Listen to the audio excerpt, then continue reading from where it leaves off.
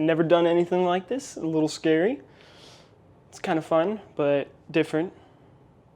Okay, that was terrible.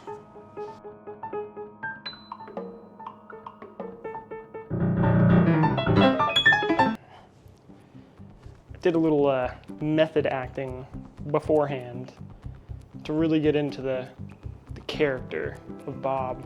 This year, 2025, we have had a very strong year in film, in my honest opinion. I mean, it's been pretty fun. I think we've had plenty of good movies like this. Pretty good. That one's pretty good. I like that one. Also, I like that one. Maybe that one, too. That one's pretty good.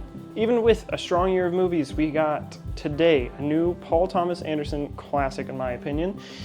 Pretty good, I'm gonna be honest. Never watched a Paul Thomas Anderson movie. I gotta catch up on my lore with him. I love film, but honestly, I don't think I've seen any of his films yet. This is my first. And yeah, it was a pretty good time. One Battle After Another is kind of like a action, comedy, thriller. Maybe thriller's kind of like a half mixed in there, but I think it has a bit of thrill in it. Leonardo DiCaprio's character is named Pat slash Bob. He was a revolutionist. He was a part of a group called the French 75, when he was a little bit younger. And through that group, he met a lady and had a kid with her. The baby girl that they end up having, her name is Charlene. And he has that girl with a girl named Perfidia Beverly Hills. And she's kind of like in the movie, I guess, kind of like the leader of the group in some ways, or like one of the bigger prominent figures in the group. After things go crazy and Bob is pretty much the sole protector of Willa, years down the line, things kind of end up cooling down. Bob's not as crazy into the revolution. He's not as part of it, but in the back of his mind, he's still, that kind of paranoid, revolutionist at heart. And one thing that I think is funny is they deal with him being a total stoner. This movie gave us a lot of funny Leonardo moments, especially on the couch, more infamous couch Leonardo moments. Whoa, whoa. Here I come. Oh, here I come. Oh. Yeah, it was actually pretty funny. As far as him keeping a part of the revolutionist kind of ideas, it kind of reflects, even though he's not as much of a part of it, it reflects on his parental guidance that he has over Willa and what he allows her and doesn't allow her to do. So, you can tell it still lingers with him, and it's still in the back of his head, at the end of the day. With as crazy as his past is, it eventually was going to catch up to him. And that's kind of the main thing about this movie is him dealing with what he used to do, back then, being a part of the revolution, and then him having to take care for and be the protector of his only kid.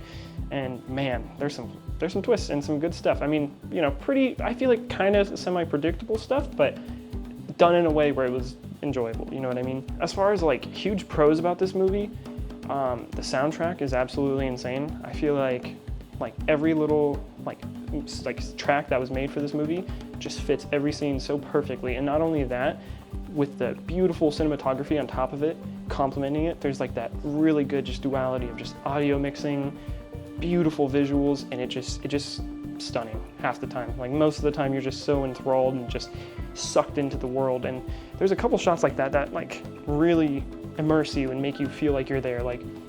Near the end of the movie, there's an amazing scene, a car chase scene on the really tall, downward, windy roads, in deserts and stuff like that.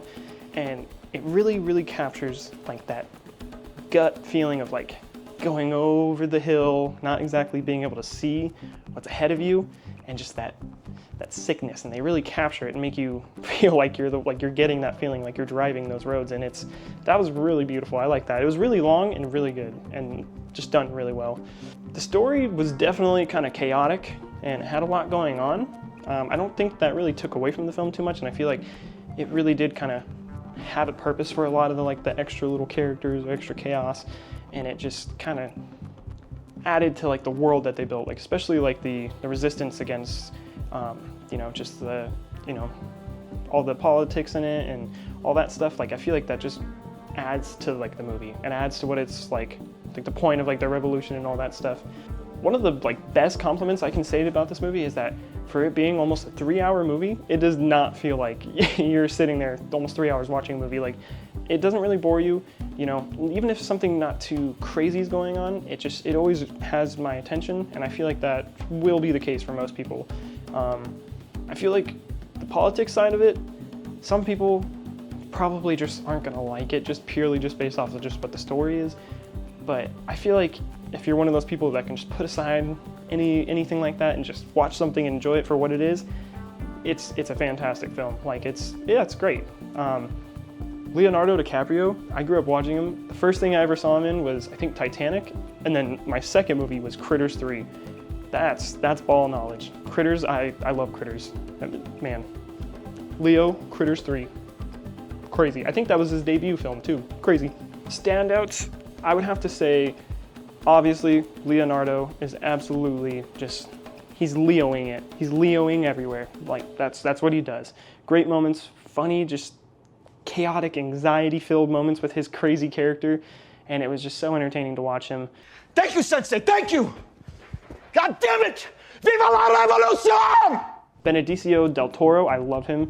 I watched, was it Phoenician Skin this year? And that was my first of Wes Anderson movies I've ever seen, and I loved that movie, and I loved him in it. He was so good in this. Like, the Sensei, that was just great. Yeah, yes, Sensei. Beautiful. Let's see, Chase Infinity, Charlene, she was great. She was just like, I was like so entertained and like so curious about like what was gonna happen with her character, like especially near the end, just some of the stuff that happens, and it was so, she was just great. She was a great actor. Tiana Taylor plays Perfidia. You know, before I watched this movie, I was like really excited to see their dynamic, and their dynamic was really good between like her and Leo. Awesome. I did not expect to have the feelings about her character that I did, and she was great. She was great. She was great at it. She pulled it off. You know, I wish I could have seen more of her, maybe. And then of course you have Regina Hall. She's like one of the revolutionists. I don't know if, I didn't catch if she's related to Perfidia, or if like she's just part of the groups and stuff, like the activist groups. But Regina Hall, that was like, I've never really seen her in too many other things besides Scary Movie, but she did great. I loved her character. Alright guys, this is me from the future. I absolutely fumbled the bag. I did not give Sean Penn his flowers that he absolutely deserved for playing an absolute psychopath in Lockjaw. I mean, what an odd character, and just crazy motives and just crazy arc, and he absolutely deserves an award for his performance in this movie. If you just like good, entertaining, just downright good writing, good characters, beautiful shots, great music, go see it. Like, that's an absolute must see. Like, it's great. Go see it. Go see it this weekend. You'll love it. This one is also a It's Wyatt certified steelbook for sure. I need that Amazon link. Come on, hurry up. Yeah. Go see one battle after another. Viva la revolution! Yeah. Yeah. Let's do this.